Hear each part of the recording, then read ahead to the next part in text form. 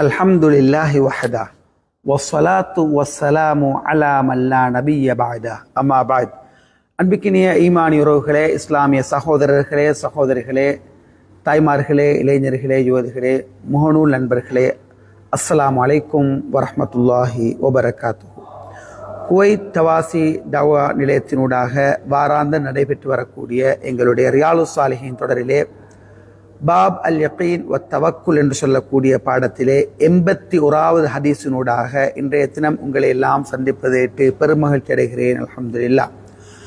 அல்லாஹு ரப்புல் ஆலமீன் எந்த விடயங்களை எல்லாம் படிக்கிறோமோ கேட்கிறோமோ அந்த விடயங்களை எல்லாம் எமது வாழ்க்கையில் ஏற்றொழுகக்கூடிய நல்ல பண்பையும் பக்குவத்தையும் எம் எல்லோருக்கும் தந்தரல வேண்டும் என்ற ஒரு இனிய பிரார்த்தனையோடு இமாமுனா நவவி ரஹ்மஹுல்லா அவர்கள் எங்களுடைய உள்ளங்களை பண்படுத்தி பக்குவப்படுத்தி எம்மை நேரிய பாதையில் அல்லாஹோடு நெருக்குவதற்காக வேண்டி மிகச்சிறந்த ஒரு முயற்சியை செய்தார்கள். அந்த முயற்சியினுடைய வெளிப்பாடு தான் ரியாலுஸ் சாலிஹீன் என்று சொல்லக்கூடிய இந்த தங்கப்பேழை எங்களுடைய கையிலே தவழ்ந்து கொண்டிருக்கின்றது. அல்ஹம்துலில்லாஹ். அதனூடாக அல்லாஹு தாலா அவருடைய மன்னரைக்கு தினம் தினம் பல கோடி மக்களிடமிருந்து நன்மைகளை அல்லாஹ் அனுப்பி கொண்டிருக்கிறான். அல்லாஹ் அந்த உறவையும் அந்த இமாம் அவர்களையும் அல்லாஹ் புரிந்து கொள்ள வேண்டும். அல்லாஹ் எம்முடன் 3வது நஃபராக உள்ளான் என்ற ஒரு தலைப்பிலே இன்றைய நபிமொழி உங்களோடு பேசப்படுகின்றது. இந்த ஹதீஸை அபூபக்கர் சித்திக் ரலியல்லாஹு அன்ஹு அவர்கள் அறிவிக்கின்றார்கள். அவர் இந்த ஹதீஸை பற்றி சொல்லுகின்ற நேரம், நظرت إلى أقدام المشركين ونحن في الغار وهم على رؤوسنا. நாங்கள் ஹிரா குகையில் நாங்கள் இருந்த நேரம், அதாவது நாங்கள் அல்லாஹ் ரசூல் ஸல்லல்லாஹு அலைஹி வஸல்லம் அவர்களோடு அதாவது தௌர் குகையின் உள்ளே நாங்கள் இருந்த நேரம் முஷ்ரிக்கீங்களுடைய கால்பாதங்களை நான் பார்த்தேன். எங்களோட தலைக்கு மேலால எங்களோட தலையை தூக்கி பார்த்தால் முஷ்ரிக்குடைய கால்பாதங்கள் விளங்கக்கூடிய நிலைமையில குகையின் உள்ளே நாங்கள் இருந்து நான் பார்த்தேன். இந்த நேரத்தில் நான் குகைக்குள்ளே இருந்து முஷ்ரிக்குடைய கால்பாதத்தை பார்க்கிறேன். கீழிருந்து மேலே பார்க்கிறேன். பார்த்தால் அவங்களோட கால்பாதம் எனக்கு விளங்குது. ஃபகுல்து யா ரசூலல்லாஹ், நான் சொன்னேன், அல்லாஹ்வின் தூதரே, லவ் அன்ன அஹதஹும் நஸர தஹ்த கதமைஹி லஅப்ஸரனா. அல்லாஹ்வின் தூதரே, அவர்களுள் யாரேனும் ஒருவர் அவருடைய காலுக்கு கீழே குனிந்து பார்த்து விட்டால் திட்டமாக குகைக்குள்ளே இருக்கின்ற என்னையும் உங்களை நிச்சயமாக கண்டு விடுவார்கள். லஅப்ஸரனா, எங்களை உறுதியாக பார்த்துடுவாங்க. மேலே இருக்கிறவங்களை இவங்க தலையை தூக்கி பார்த்தா மேலே இருக்கிறவங்க விளங்குறாங்க. மேலே இருக்கிறவங்க காலுக்கு கீழுக்கு பார்த்த என்று சொன்னால் இந்த 2 பேரையும் 100,000 மடங்கு கண்டிடுவாங்க. அல்லாஹ் எங்களை கண்டிடுவாங்களே, பார்த்துடுவாங்களே என்று நான் சொன்னேன். ஃபகால், அல்லாஹ் சொன்னார், மா தன்னுக யா அபூபக்கர் பிஸ்னைனி அல்லாஹு சாலிசுஹுமா. அபூபக்கரே, என்ன நீங்க நினைக்கிறீங்க, எங்க 2 பேரோட சேர்த்து 3வதாக அல்லாஹ் எங்களோட இருக்கிறானே என்று அருமை தூதர் ஸல்லல்லாஹு அலைஹி வஸல்லம் அவர்கள் எனக்கு மறுமொழி விடை சொன்னார்கள் என்ற செய்தியை, அதாவது அபூபக்கர் சித்திக் ரலியல்லாஹு அன்ஹு அவர்கள் அறிவிக்க இமாமுனா நவவி ரஹ்மஹுல்லாஹ் அவர்கள் தன்னுடைய ரியாலுஸ் சாலிஹீன் என்று சொல்லக்கூடிய ஹதீஸ் கிரந்தத்திலே இந்த ஹதீஸை பதிவு செய்கின்றார்கள். இந்த ஹதீஸ் உலக வரலாற்றிலே புன்னத்துக்கு பதியப்பட வேண்டிய மிக முக்கியமான பல செய்திகளை இந்த இஸ்லாமிய உம்மத்துக்கு சொல்றது எங்களுக்கு பார்க்கலாம். முதலாவது செய்தி என்ன என்று சொன்னால், இந்த ஹதீஸ் இது நான் பெற வேண்டிய முதலாவது பாடம் என்ன என்று சொன்னால், அபூபக்கர் சித்திக் ரலியல்லாஹு அன்ஹு அவர்கள் தனக்காக அழல்ல, நான் கொல்லப்பட்டுடுவேனே, ஏண்ட தலையை வெட்டிடுவாங்களே, என்ன வச்சு 1000 நூற்றுக்கணக்கான ஒட்டகைகளை சன்மானமா பெற்றுடுவாங்களே அப்படின்றதுக்காக அபூபக்கர் சித்திக் ரலியல்லாஹு அன்ஹு அழல்ல. அவருடைய அழுகை எல்லாம் உயிரிலும் மேலாக மதித்து அல்லாஹ் ஸல்லல்லாஹு அலைஹி வஸல்லம் அன்னவர்களுக்கு ஏதேனும் சோதனைகள் வந்துடுமோன்றதை நினைச்சுதான் அவங்க அழுதாங்க. உண்மையிலே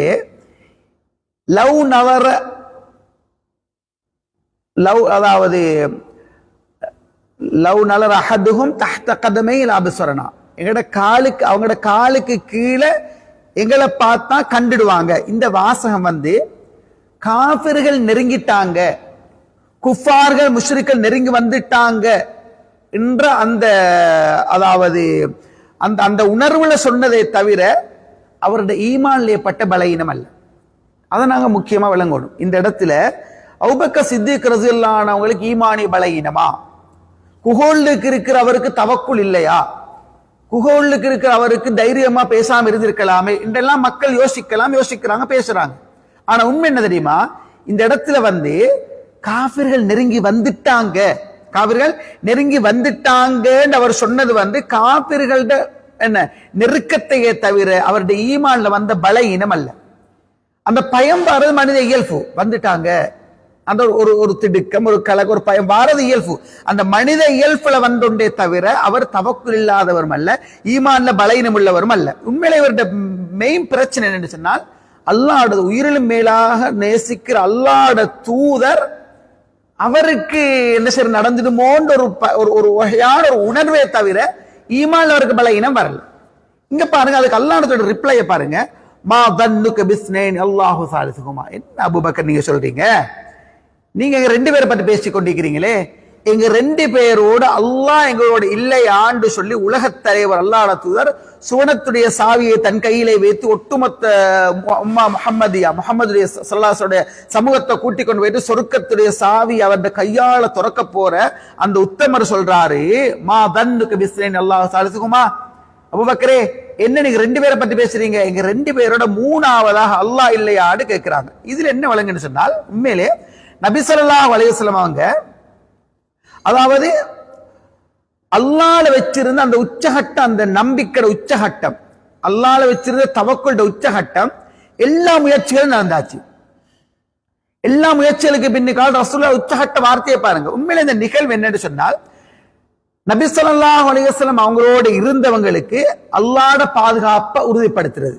சஹாபாக்களோட மனதில துன்பங்கள், துயரங்கள், கஷ்டங்கள் இவைகளுக்கு சகித்துக்கொண்டு அல்லாஹ்வுடைய பொறுமை காத்து அல்லாஹ்வுடைய தவக்குல் வெப்பமா இருந்தால் அல்லாஹ்வுடைய கருணை எப்படி இருக்கும் என்று எடுத்து காட்டுது. இதுல உண்மையிலே அல்லாஹ்ல முழு நம்பிக்கை வச்சிருந்த அல்லாஹ்வுடைய தூதருடைய அந்த உச்சகட்ட நிலைமையை காட்டுது. என்ன நீங்க நாங்க 2 பேர் இல்ல, எங்களோட 3ஆவது அல்லாஹ் இருக்கிறானேன்ற அந்த அந்த அந்த அந்த அந்த உறுதி வார்த்தை நபிகளாருடைய அந்த தவக்குலையும் அபூபக்கர் சித்திக் ரலியல்லாஹு அவர்களே மூமிகளையும் ஒரு ஆறுதல் படுத்துகின்ற ஒரு வார்த்தையாக இருக்கிறது தான் பார்க்கிறோம். இப்னு உஸைமி ரஹ்மஹுல்லாஹ் நூலாசிரியர், அவருக்கு ஷர்ஹ் விளக்கம் சொல்ற நேரம் அவர் சொல்றாரு என்ன சொன்னால், இதுக்கு உண்மையான தவக்குல் அர்த்தத்தை எங்களுக்கு விளக்குறாரு. அவர் சொல்றாரு என்ன சொன்னால், காரணங்களை மேற்கொள்றதோட, அஸ்பாபுகளை மேற்கொள்றதோட இதயத்துல முழுமையான நம்பிக்கையுடன் அல்லாஹ்வை சார்ந்திருப்பது. காரணங்களை நாங்க செட்டப் பண்றது, காரணங்களை மேற்கொள்றதோட முழுமையாக அல்லாஹ்வை சார்ந்திருக்கிறது. இதுக்கு என்ன சொன்னால், அப்துல்லா இப்னு உரைகத் முஸ்லிம் அல்லாத ஒரு வழிகாட்டிய ரசூலுல்லாஹ் தெரிவு செய்யறாங்க. ஆடுகளை எல்லாத்தையுமே அந்த மலை அடிவாரத்துக்கு விரட்டி கொண்டு வாரத்துக்கும் அந்த ஆடுகள் இருந்து பால் கறந்து குடிக்கிறதுக்கும் உள்ள ஏற்பாடு. அங்க ரசூல் ஸல்லல்லாஹு அலைஹி வஸல்லம் நிறைய திட்டமிடல்கள் நிறைய செய்யறாங்க. பல்வேறு வகையான பிளானிங் திட்டமிடல் தான் ஹிஜ்ரத். ரசூலுல்லாஹ் நினைச்ச மாதிரி முகம் போட்ட திசையில யா அல்லாஹ் இந்த முஹம்மதுடைய சமூகத்தை பாதுகாத்து கொண்டு போகல. நபிகளார் மிகப்பெரிய பிளான் பண்ணி திட்டமிட்டு ஒரு துவா கேட்டு இருந்தா போதும், அல்லாஹ் தஆலா கொண்டு போய் சேர்த்தே இருப்பா மதீனாக்கு. அது ஒன்றும் இல்லை, நிறைய பிளான் பண்ணினாங்க. படிக்க வச்சாங்க, அலி ரலியல்லாஹு படிக்க வச்சாங்க. அப்துல்லா இப்னு உரைகத் முஸ்லிம் அல்லாஹ் வழிகாட்டியை தெரிவு செஞ்சாங்க. போற திசை எங்கேயோ சொல்லி போட்டு எந்திய பக்கம் நோக்கி போனாங்க. இதெல்லாம் நபிகளாருடைய பிளானிங் திட்டமிடல். இங்க என்னன்னு சொன்னால், இப்னு உஸைமி ரஹ்மத்துல்லாஹி அவங்க என்ன சொல்ல வராங்கன்றால், அஸ்பாபுகள் காரணங்களை நாங்க காரணங்களை மேற்கொள்றதோட, காரணங்களை செட்டப் பண்றது, காரணங்களை மேற்கொள்றதோட எல்லாத்தையும் மேற்கொண்டுட்டேன், அல்லாஹ் தவக்கல் அல்ஹம்துலில்லாஹ். இங்க பாருங்க, எல்லா ஏற்பாட்டையும் பண்ணியாச்சு. இப்ப தலைக்கு மேலால காஃபிர்கள் நிக்கிற, தலைக்கு மேலால காஃபிர்கள் நிக்கிற நேரம் உச்சகட்ட ஈமாண்ட பவர் என்ன தெரியுமா? நான் எல்லா ஏற்பாடு பண்ணியாச்சு, அல்லாஹ் நிச்சயமாக அவங்கள கீழே பார்க்க வைக்க மாட்டான். அந்த தவக்குல் உச்சகட்டத்தை தான் அல்லாஹ் ரசூல் ஸல்லல்லாஹு அலைஹி வஸல்லம் அபூபக்கர் சித்திக் ரலியல்லாஹு அந்த உள்ளத்தை ஒத்தடம் கொடுக்கக்கூடிய மாதிரி ஒரு வார்த்தையாக சொல்றாங்க. நீங்க அப்படி யோசிக்க வேணாம், எங்களோட 3ஆவதாக அல்லாஹ் இருக்கிறான். உண்மையிலே அல்லாஹ் மீதான நம்பிக்கை, சோதனைகள், ஆபத்துகள், கஷ்டங்கள் என்ன பெருசாக இருந்தாலும் அல்லாஹ் மீதான நம்பிக்கை, எங்களுக்கு வர சோதனைகள், கஷ்டங்கள், ஆபத்துகள் என்ன பெருசாக இருந்தாலும் அல்லாஹ் மீது இருக்கிற அந்த தவக்குல் நம்பிக்கை பலமாக இருக்கணும்ன்றத இந்த செய்தி எங்களுக்கு சொல்லுது. தவக்குல் செயல் ரீதியான முறையில் அந்த தவக்குல் அமையோடும் என்றே சொல்லுது. முயற்சியுடன் கூடிய தவக்குலாக இது இருக்கணும் என்றதை இது எங்களுக்கு படிச்சு தருது. காரணங்களை மேற்கொள்றதோட தவக்குள் சேரோணும் என்றதை சொல்லித் தருது. திட்டமிடல் மிக முக்கியமானது என்ற இந்த செய்திகளை சொல்லித் தருது. சஹாபாக்கள் அல்லாஹ்வோட தூதர் மேல வெச்ச அன்புலா ஹவுல வலா குவத்த இல்லா பில்லாஹ் உயிரை விட பிரமாண்டமானது. தண்ட உயிரை விடவும் பிரமாண்டமான அன்பை ரசூலுல்லாஹ் மீது வெச்சாங்கன்றதுக்கு மிகப்பெரிய எடுத்துக்காட்டு. அவர் அழுத அவருக்காக அல்ல, அவர் முழுக்க முழுக்க அழுததெல்லாம் அல்லாஹ்வோட தூதர் கொண்டு நடந்துடப்படாதுன்றதுக்காகத்தான்.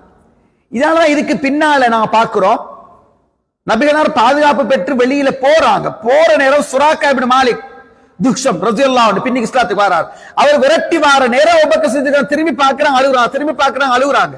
என்ன அல்லாஹ் நெருங்கிட்டாங்க, அம்பிட வில்லிட அந்த மிச்சம் கிட்டவாகிட்டாங்க.